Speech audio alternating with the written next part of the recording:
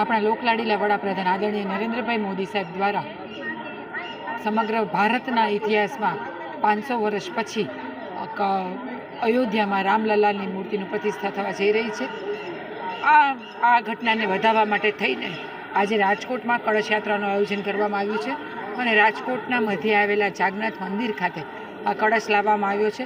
આ કળશને ચોખા અને ફૂલથી વધાવવામાં આવી રહ્યા છે અને ખૂબ મોટી સંખ્યામાં હર્ષોલ્લાસભેર ભાવ વિભોર થઈને તમામ ભક્તજનો, તમામ સમાજના અગ્રણીઓ, તમામ ભારતીય જનતા પાર્ટી અને રાજકોટ સંગઠનના અને તમામ વિવિધ સંસ્થાના આગેવાનો આ રથયાત્રાના કળશને વધાવવા માટે આવી ગયા છે.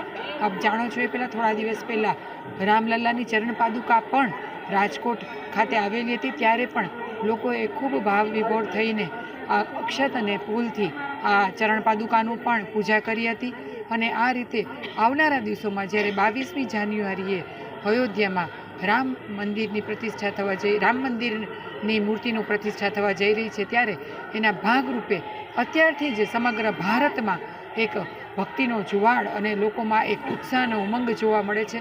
અને લોકો આ રીતે આ કળશ છે આજે રાજકોટના વિવિધ મોટા મોટા મંદિરોમાં ફરશે અને દરેક લોકો વધુને વધુ રામલલ્લાના કળશનો લાભ લઈ શકે, એમને અક્ષત અને ચોખાથી એમનું વધાવી શકે અને પૂજન કરી શકે, એ ઉદ્દેશથી આજે ખૂબ મોટી સંખ્યામાં લોકો અહીંયા જોડાયા છે. કળશ અત્યારે રાજકોટના અલગ અલગ મંદિરોમાં ફેરવવામાં આવશે. ત્યારબાદ ત્યાંથી સમગ્ર ગુજરાતના મોટા મોટા મંદિરોમાં, સોમનાથ મંદિર, એવી રીતે દરેક જગ્યાએ લઈ જવામાં આવશે, એટલે વધુને વધુ લોકો આ કળશનું પૂજન કરી શકે અને આ કળશના માધ્યમથી આવનારા દિવસોમાં જે રામ ભગવાનની મૂર્તિની પ્રતિષ્ઠા થવા જઈ રહી છે એ ઘટનાને અત્યારથી જ લોકો વધાવી શકે, એ મુખ્ય ઉદ્દેશ છે.